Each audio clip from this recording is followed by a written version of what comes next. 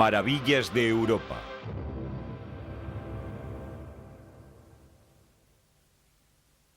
Los volcanes.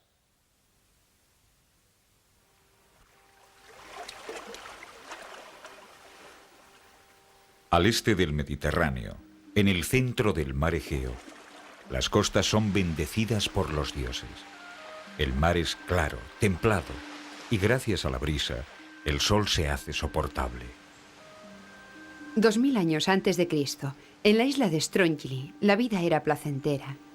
La gente cultivaba la tierra, pastoreaba, adornaban vasijas y dividían su tiempo entre la pesca y la cosecha.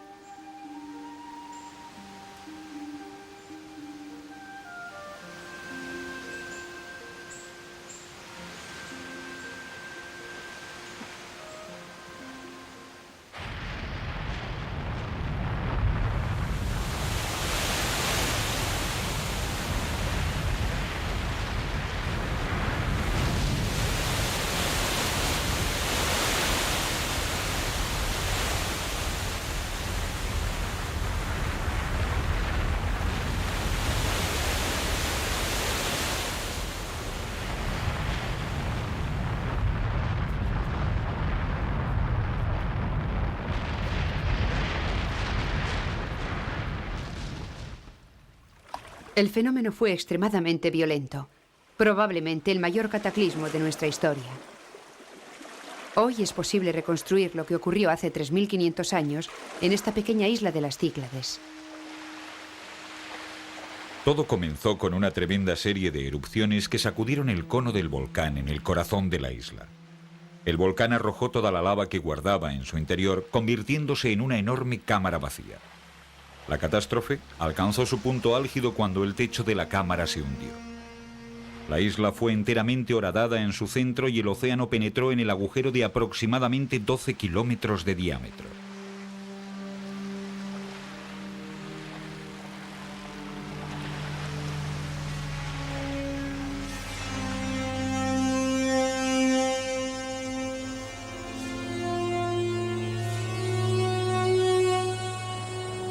En un solo día y una terrible noche, la Atlántida se hundió en el mar y desapareció. ¿Sabemos realmente si esas aguas profundas se tragaron la Atlántida, mencionada por primera vez por Platón? La caldera es inmensa, unos 60 kilómetros cúbicos. Los barcos no pueden anclar, ya que el fondo se encuentra a unos 300 metros. Fuera de Strongili y la Redonda, tan solo queda la corona dentada.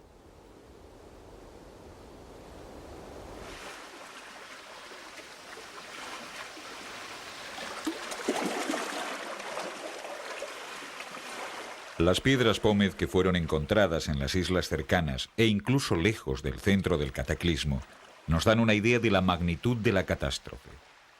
La explosión del volcán fue oída incluso en Egipto. El único resto de la isla, el arco emergido, quedó cubierto por 60 metros de piedra pómez.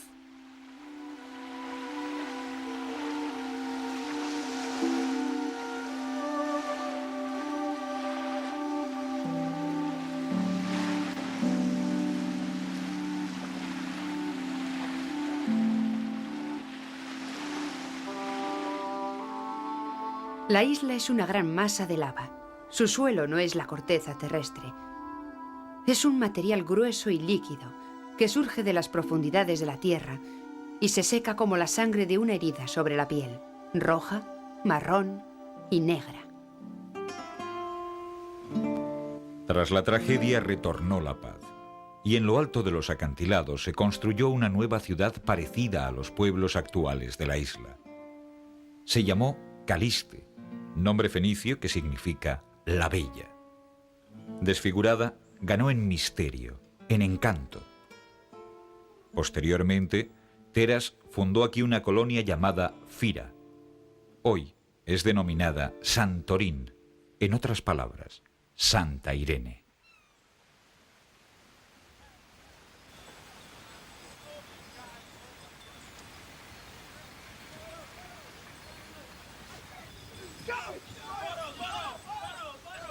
La tragedia que drásticamente alteró el perfil de la isla de Santorín es tan solo un episodio de la tormentosa historia que todavía continúa.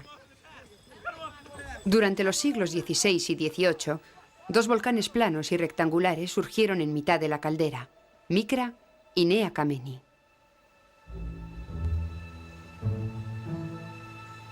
La última erupción del Kameni se remonta a 1950.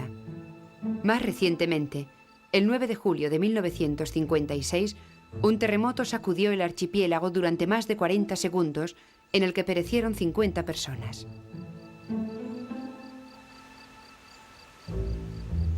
El sur de Santorín es único. Excepto el Krakatoa en Indonesia, esta es la única isla que literalmente ha explotado.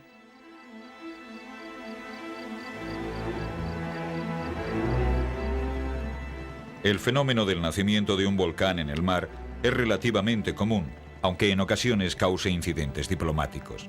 En 1831, a unos pocos cientos de kilómetros de aquí, surgió de repente un volcán entre Sicilia y Túnez. Los italianos lo llamaron Ferdinandea, los británicos Graham, los franceses Julia. Todos querían tomar posesión de él. El volcán acabó con la disputa unos meses más tarde, desapareciendo tal y como apareció.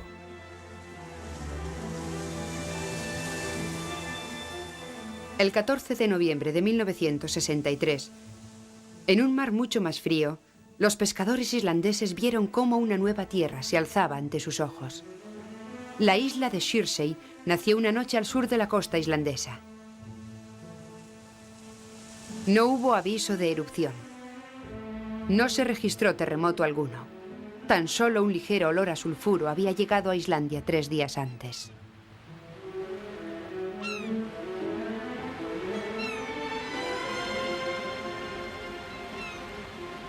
La isla transformó su fisonomía y creció.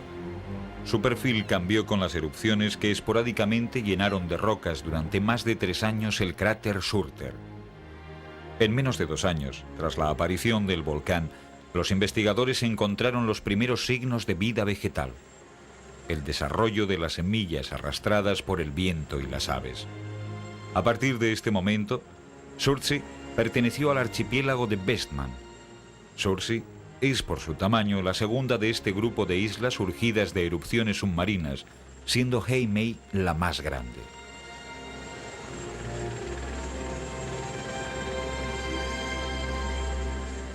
A unos pocos kilómetros, esta isla fue también el escenario de un gran episodio vulcanológico, 10 años después del surgimiento del Shirley.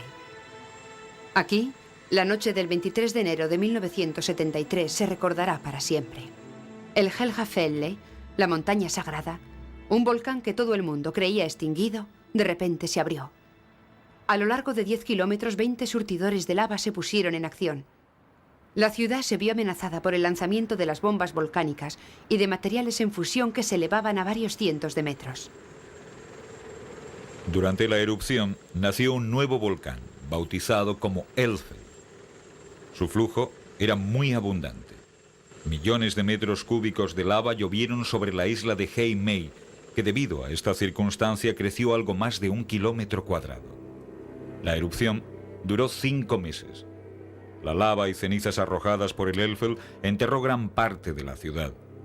Gracias a la calma de sus habitantes y a la proximidad del mar, no hubo víctimas.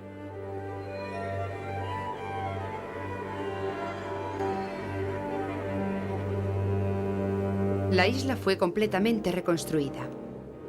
Los restos de algunas casas son recuerdo de que en esta zona de Europa, más que en ningún otro sitio, los volcanes nunca se extinguen totalmente.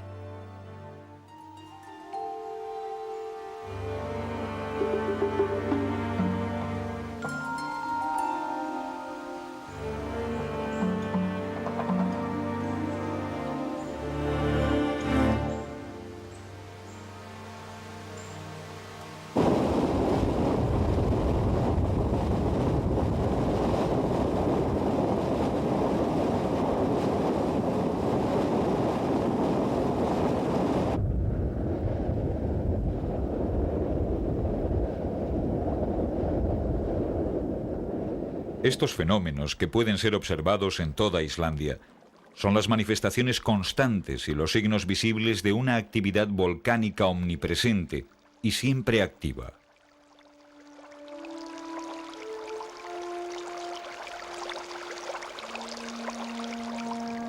Cuando no se encuentran en su fase de erupción, los grandes volcanes no son muy espectaculares.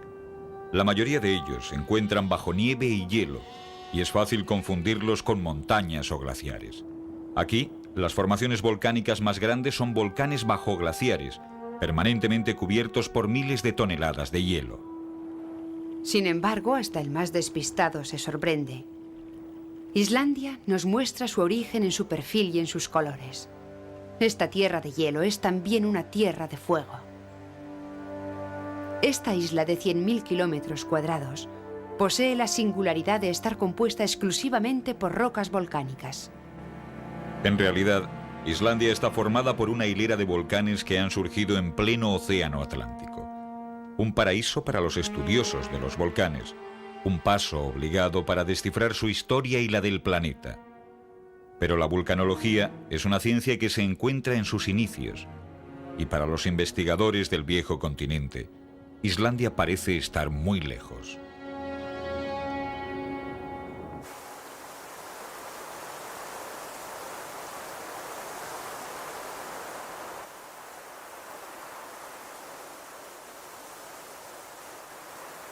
El examen de estos lugares resultó más difícil en un principio de lo que lo es hoy.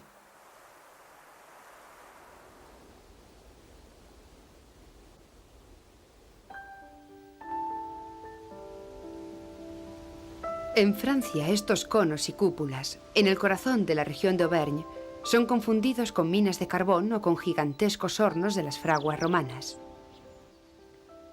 Hasta mediados del siglo XVIII no salió la verdad a la luz y fue reconocido el origen volcánico de la Chaîne de Puy.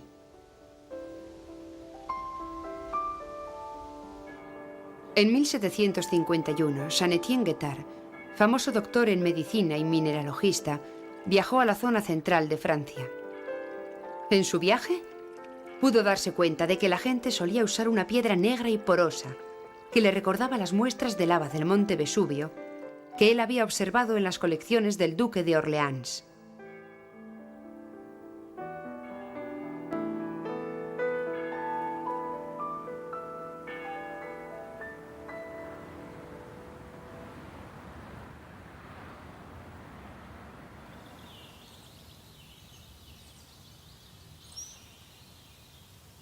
Guettard indagó para averiguar el origen de esa piedra que la gente utilizaba para todo. Le dijeron que se podía encontrar en los pozos vólvicos. Se dirigió hacia ese lugar y, aunque nunca antes había visto un volcán, algunos hechos quedaron claros. Pronto tuve claro que Puy de Dôme y la montaña Volvic habían sido volcanes. Todo apuntaba hacia ello. En las zonas que no habían sido cubiertas por plantas y árboles, se caminaba sobre piedra pómez, sobre trozos de lava, sobre un cierto tipo de grava y arena compuesta de cenizas y piedras pómez muy pequeñas mezcladas con arena.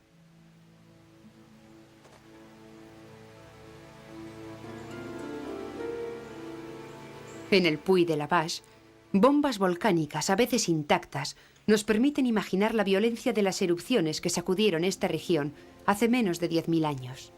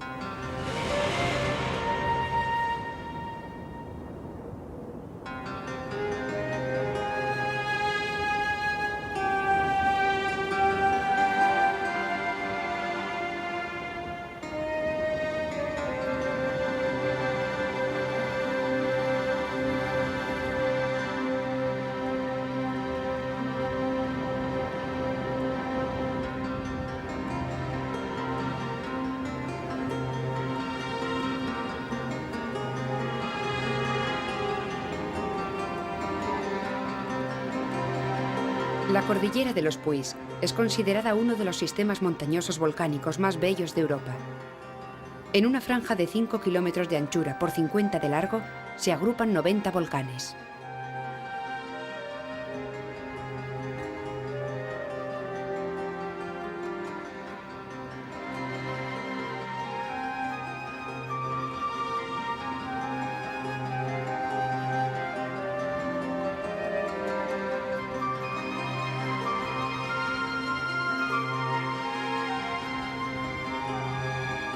Los volcanes ofrecen diversidad de formas. Sin embargo, pueden ser clasificados en dos grupos, conos y cúpulas. El Puy de Dôme es el más alto y el más famoso de todos ellos. Con sus 1.464 metros domina la cadena montañosa. En la cumbre del volcán, primero los galos y luego los romanos construyeron una serie de templos. El templo romano fue dedicado a Mercurio o Dumias, a quien la montaña debe su nombre actual. Fue en la cumbre del Puy de Dôme donde el físico francés Pascal demostró la teoría de la gravedad, comparando el nivel del mercurio en la cima del Puy y en el valle de Clermont-Ferrand.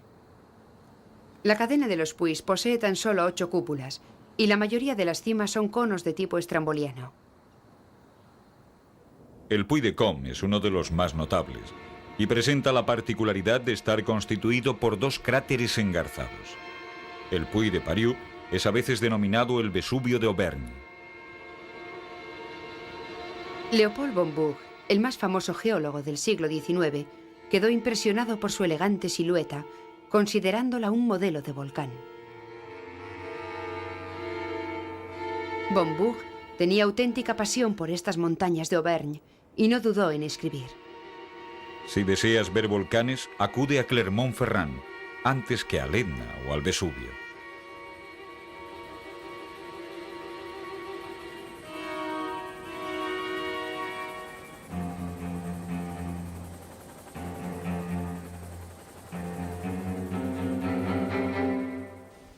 Pero poco importa lo que von Buch dijo.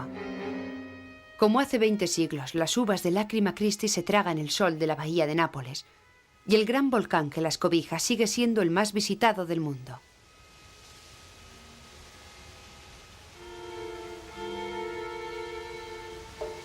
El famoso Vesubio vive un destino parecido al de sus habitantes en el año 79. Quienes de repente vieron cómo la gran colina tan familiar para ellos comenzaba a humear y a lanzar toneladas de cenizas incandescentes.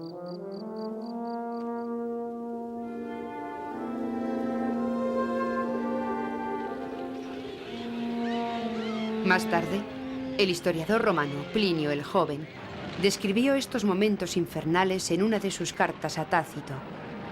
Este detallado y conmovedor relato constituye el primer documento sobre vulcanología. Las cenizas comenzaron a caer sobre nosotros en pequeñas cantidades. Giré y vi una amenazante nube negra que nos seguía como un torrente que cayera sobre la tierra. Tomemos otro camino mientras se pueda distinguir algo, dije, por temor a que en la oscuridad pudiéramos ser derribados y pisoteados por la multitud que huía con nosotros. No nos habíamos sentado cuando llegó la más absoluta oscuridad. No la oscuridad de una noche profunda y sin luna, sino la oscuridad de una habitación herméticamente cerrada. Tan solo se oían los agudos chillidos de las mujeres, los gemidos de los niños, los gritos de los hombres. Algunos llamaban a su padre o a su madre, otros a sus hijos, otros a sus esposas. Algunos se lamentaban de su desgracia, otros lloraban por sus seres queridos. Algunos sin miedo a la muerte la invocaban. Muchos abrían sus brazos a los dioses. Tan solo unos pocos negaban la existencia de Dios afirmando: esta noche eterna será la última.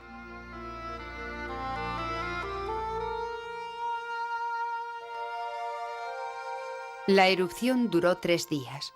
Causó miles de víctimas. La vida se detuvo en Pompeya.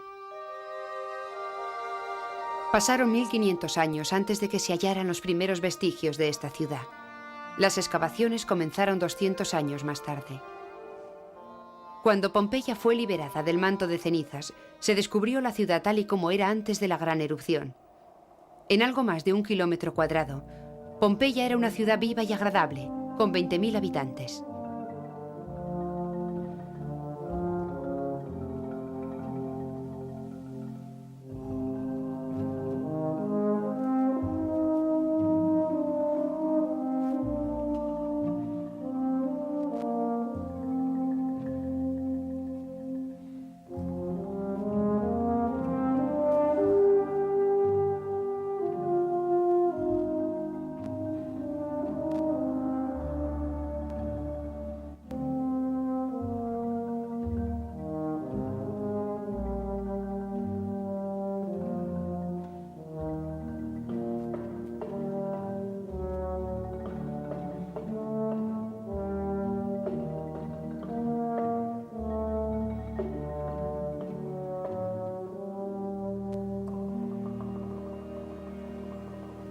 Al visitar Pompeya, no se puede evitar sentir esa emoción casi religiosa que provoca la exhumación.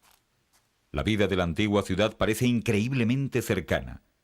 Cuando el Vesubio petrificó la ciudad, creó una increíble paradoja. Lo destruyó todo y a la vez lo preservó.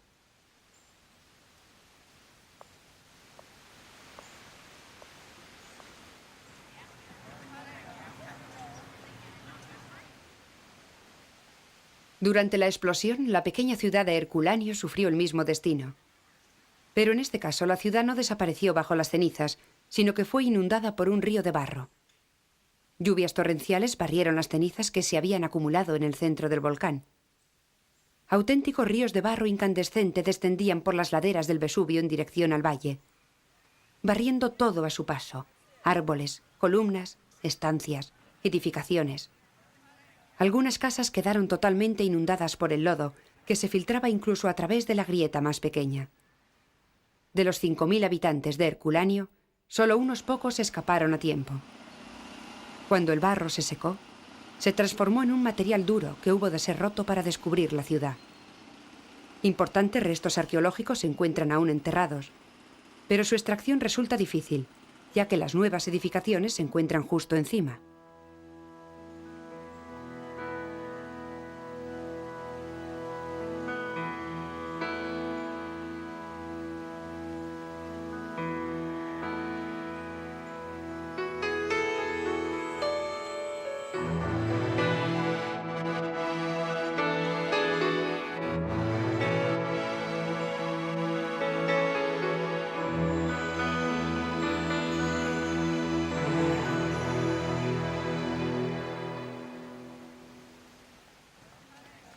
La visita a estas dos atormentadas ciudades conduce casi inevitablemente a la ascensión del Vesubio.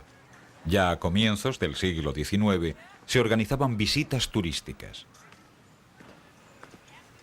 Indudablemente, el Vesubio puede ser considerado como un precursor, ya que en 1841 se construyó aquí el primer observatorio vulcanológico del mundo. Para los primeros vulcanólogos, el Vesubio, cercano y accesible, suponía un excelente lugar de observación.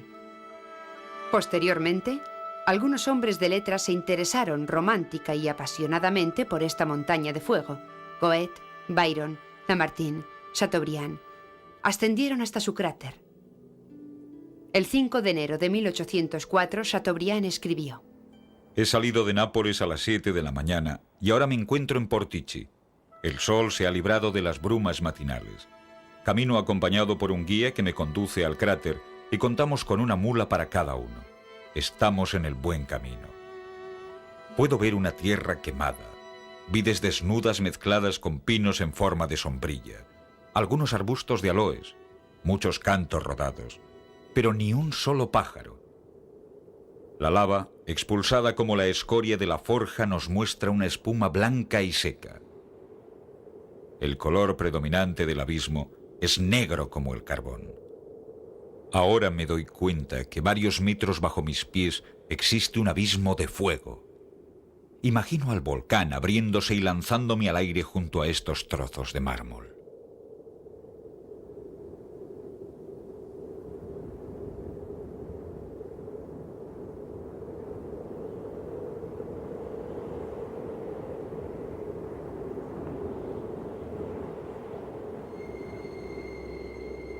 El perfecto cráter del Vesubio no es el mismo que vomitó sus cenizas sobre Pompeya. El actual cráter apareció justo tras la explosión, encerrándose en la antigua estructura volcánica, la Soma, que se desfiguró con el paso del tiempo.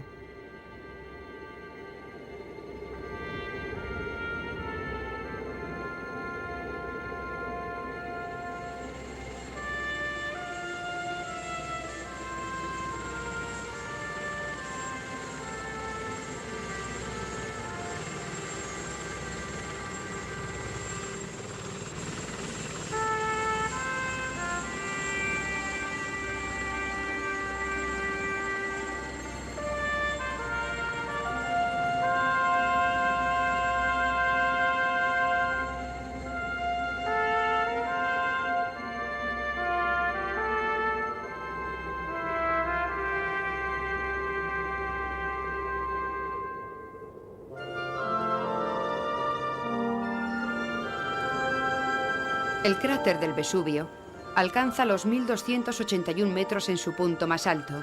Tiene 580 metros de largo, 480 de anchura y casi 300 de profundidad. En 1906 era 3 veces más grande. Se redujo hasta su actual tamaño durante la última erupción en 1944.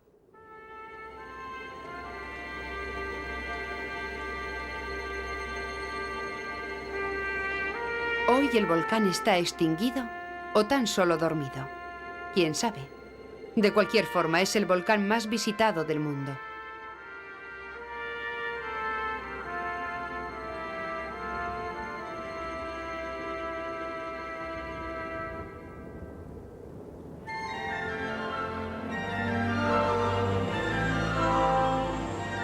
Otro de los testigos de la actividad volcánica en los alrededores de Nápoles es el Monte Nuovo, un cráter de 400 metros de diámetro y 100 de profundidad, que surgió de repente en el siglo XVI sobre las ruinas de un pueblo romano, no muy lejos de la casa de Cicerón.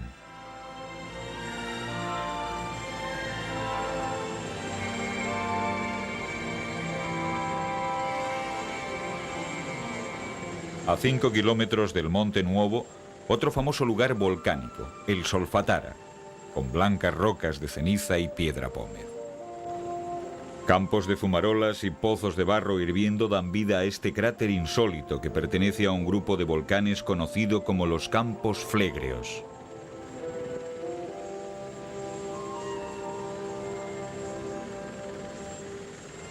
Mar adentro, a 40 kilómetros de Nápoles, nos encontramos la isla de Ischia, la más grande de las islas de Campania, un lugar salpicado de promontorios y espléndidas bahías.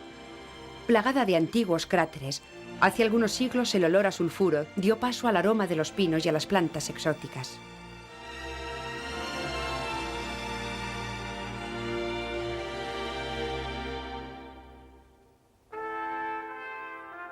A menos de 80 kilómetros de Ischia, al sur de las costas de Sicilia, encontramos un archipiélago volcánico conocido como las Islas Lipari.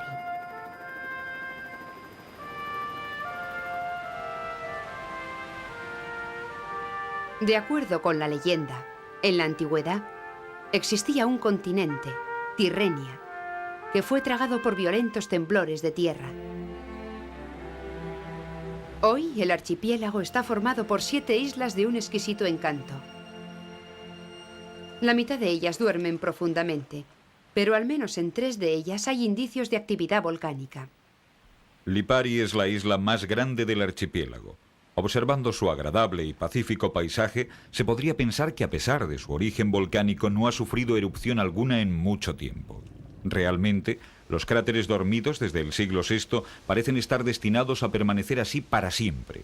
Una estimación basada en estudios arqueológicos y en los datos obtenidos a través del carbono 14 así lo indican.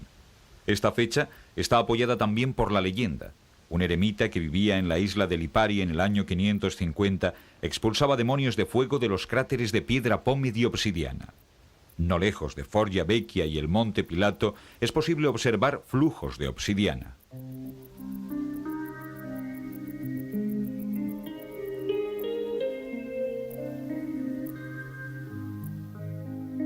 La obsidiana, también llamada cristal volcánico, posee el color verde profundo de una botella.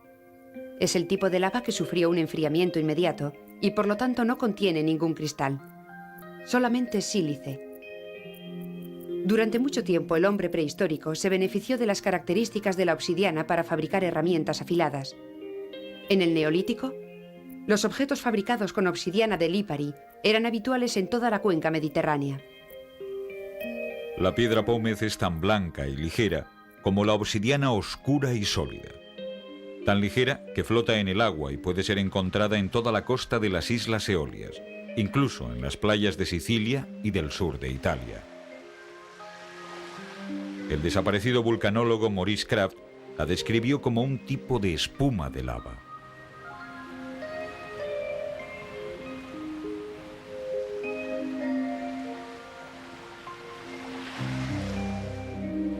En la isla, esta roca ha sido explotada desde la antigüedad.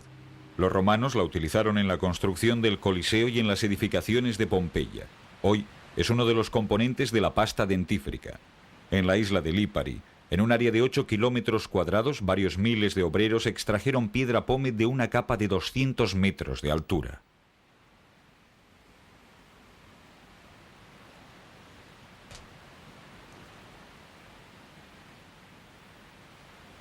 Al sur de la isla de Lipari, a menos de 600 metros, se encuentra la isla de Vulcano.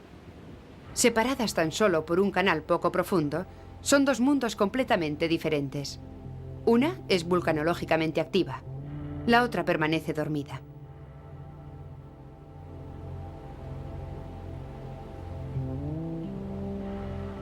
Vulcano posee una apariencia austera. La tierra se parece a las rocas, y las rocas tienen el color del fuego.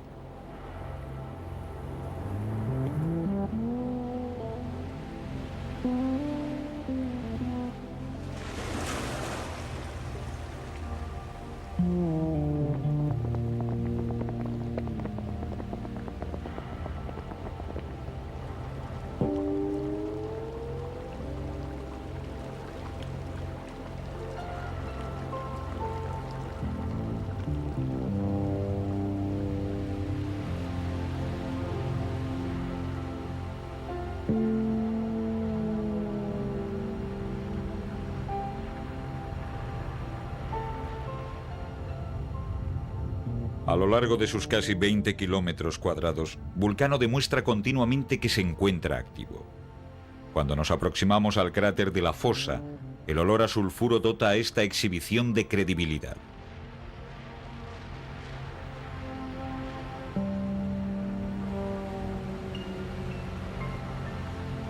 La última erupción se remonta a 1888, un acontecimiento en verdad reciente. Los vulcanólogos creen que un nuevo ciclo de actividad volcánica podría comenzar muy pronto.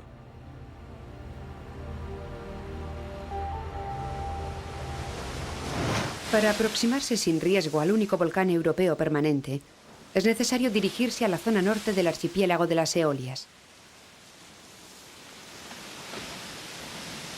En Stromboli, el calor de las rocas y las playas corrobora la identidad volcánica de la Tierra.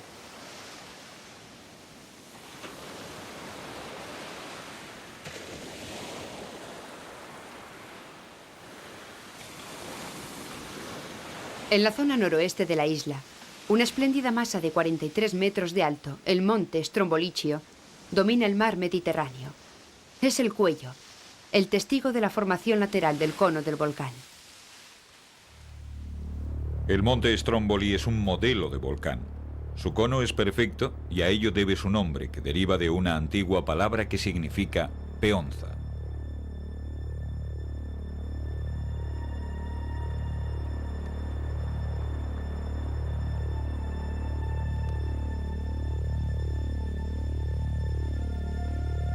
Es difícil resistir la tentación de acceder hasta el cráter, incluso conociendo que la ascensión es larga y dificultosa. Hay que salvar una pendiente de 924 metros, pero esta no es la altitud real del cráter, que llega a alcanzar los 2000 metros sobre el nivel del mar.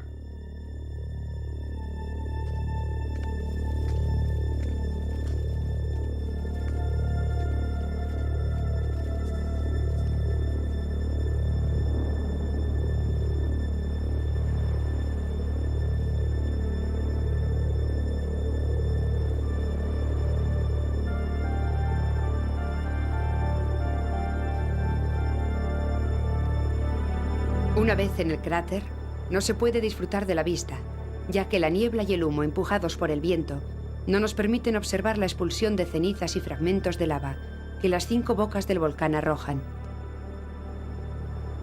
Hoy no hay ruido de explosiones, tan solo el sonido de las rocas de lava golpeando contra las paredes y el espectáculo de la puesta de sol sobre las islas Eolias.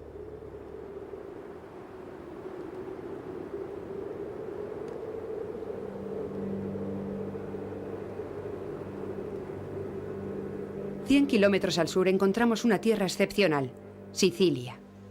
El cruce de caminos del Mediterráneo, el antiguo centro del mundo.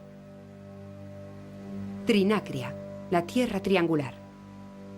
Tierra a la que llegaron las grandes civilizaciones y dejaron su huella. lugar donde se confunden héroes y dioses, mezclando leyenda y realidad.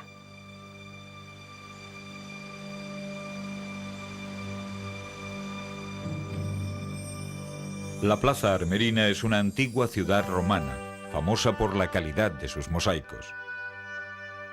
El mosaico de las señoritas en bañador es famoso en todo el mundo. En una de las habitaciones de la villa, un mosaico representa al cíclope Polifemo lanzando rocas al barco de Ulises para evitar que éste huyera. Fuera del puerto de Achitresa, la historia continúa. Cuentan que cayeron aquí las rocas lanzadas por el cíclope. La mala puntería del cíclope es fácil de entender ya que se encontraba muy lejos, sobre el monte Etna, donde ayudaba a Hefaistos, dios del fuego, quien bajo tierra, entre humo y chispas, forjaba las armas de los dioses. El Etna es el mayor volcán de Europa. Su tamaño es impresionante.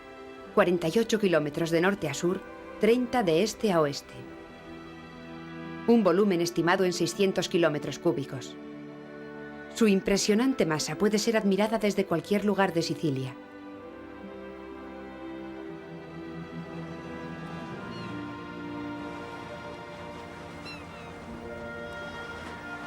Los sicilianos lo llaman Mongibello.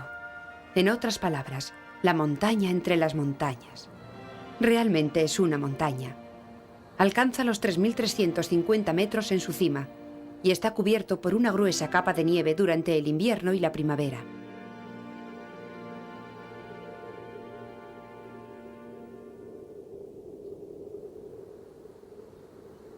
El Mongibello ha fascinado al hombre desde el principio de los tiempos. En el año 490 a.C., el filósofo Agrigentum, desesperado por no poder descubrir los secretos del volcán, se arrojó al cráter. Esquilo, Platón, Aristóteles mencionaron el Etna.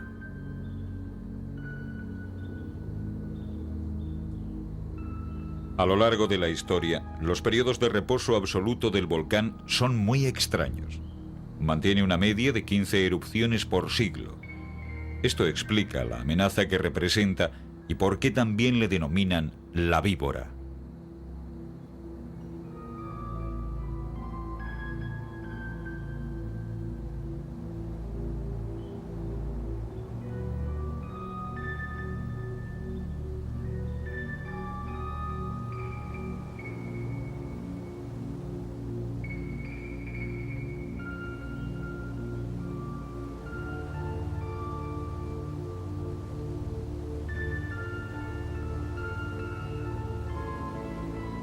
Cuando se conoce la frecuencia y el poder de las explosiones, sorprende ver tantas casas y granjas en las laderas del volcán.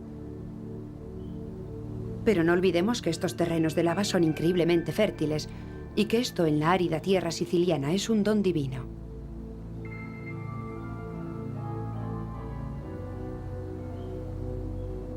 Ya en la antigüedad, Estrabo percibió que la ceniza depositada al pie del volcán se convertía muy pronto en tierra fértil.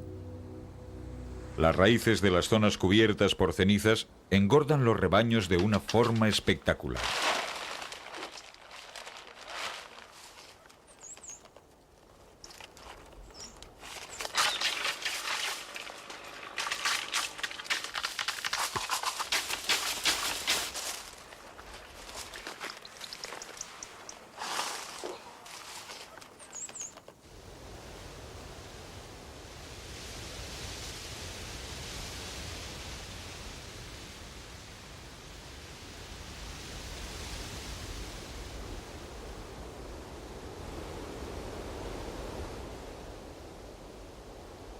Cultivos de naranjas, limones y vides se alternan en terrazas desde el nivel del mar hasta una altitud de 1.200 metros.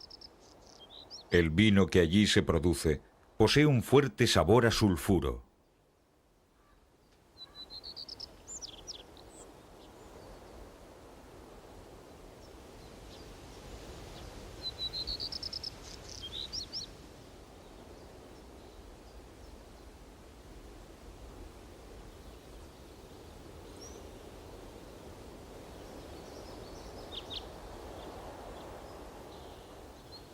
Mientras la cosecha sea buena, La amenaza carece de importancia. Y si un día, desafortunadamente, el Etna se despierta, rezarán a sus santos solicitándoles milagros, como los que han formado parte de la historia del volcán. El 5 de febrero del año 253, la lava descendía hacia la ciudad de Catania. Los habitantes se enfrentaron al flujo, blandiendo el velo que cubría el sepulcro de su patrón San Martín, consiguiendo que la lava se dividiera y detuviese su camino. Desgraciadamente, este milagro no se repitió durante la gran erupción del año 669, y esta vez se tragó un tercio de la ciudad. En la pequeña ciudad de Nikoloshi, la catedral de piedra de lava es testimonio de que los hombres han decidido unir su sino al del volcán.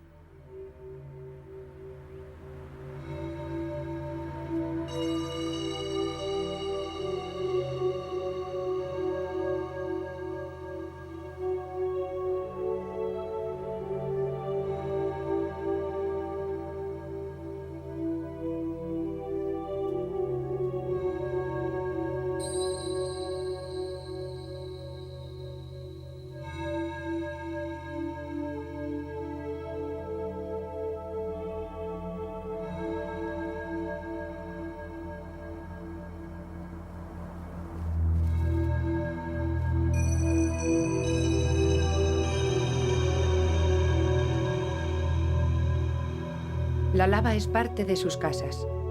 El color negro es parte del paisaje.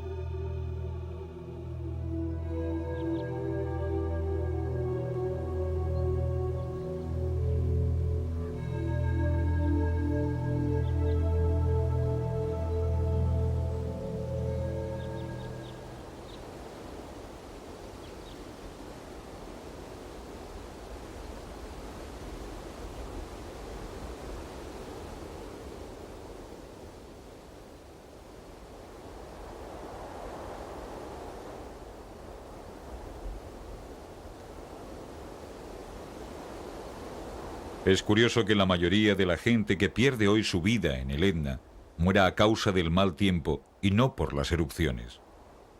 Desorientados y exhaustos se pierden en la nieve y la niebla helada de este monstruo sin forma.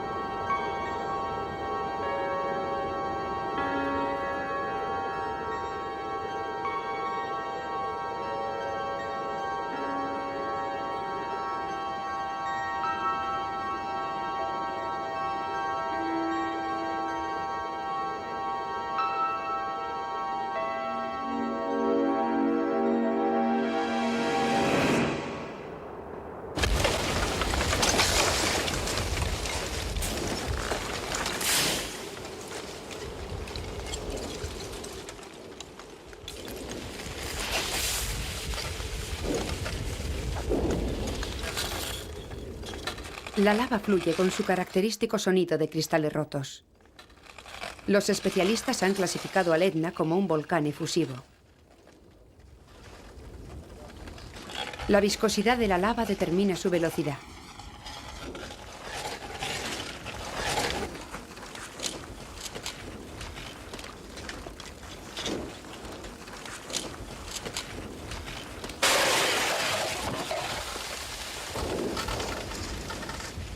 Cuando la primera lava surge, se desliza a pocos metros por segundo.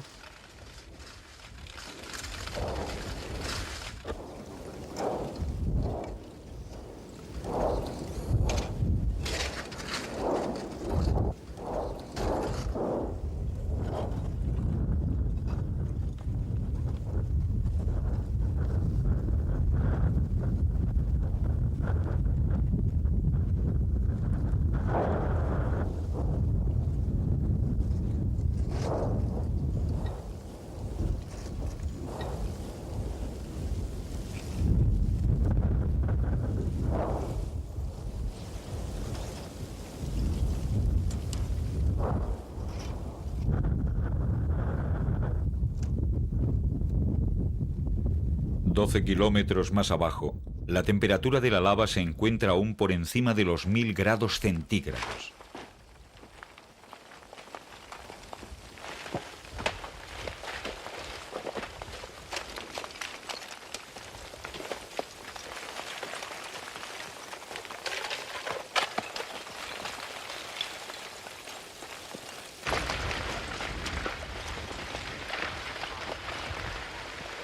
Este impresionante talud avanza a una velocidad de varios centímetros por segundo.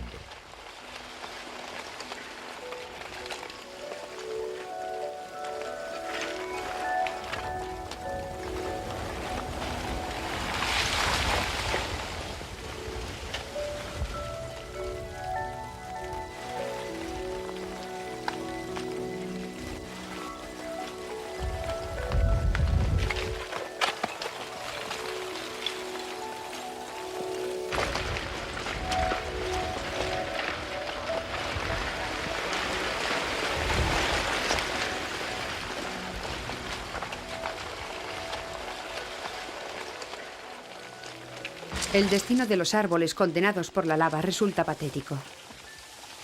Arun Tassieff lo describió así. Muy a menudo mueren de pie. Están muertos pero erguidos. A pesar de la temperatura y de la increíble cantidad de calor que acarrea, la lava no puede hacer arder la madera ni las hojas hasta que no pierdan su principal componente, el agua. La hierba y las hojas se secan en unos pocos segundos, se queman rápidamente y desaparecen. Los árboles necesitan más tiempo para perder la tonelada o toneladas de agua que contienen.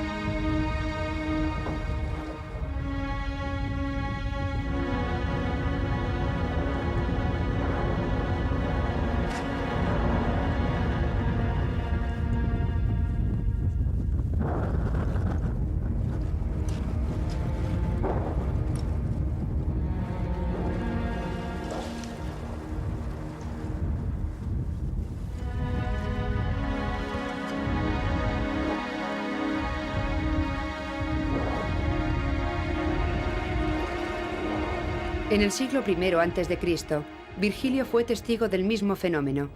Fascinado y convencido de que el volcán era residencia de los dioses, escribió: El Etna truena con sus erupciones terribles, bien lanzando al cielo una nube negra, un remolino de humo oscuro y cenizas ardientes, bien lanzándonos rocas arrancadas de sus entrañas. Con un terrible rugido, lanza al aire rocas casi líquidas mientras que su interior hierve.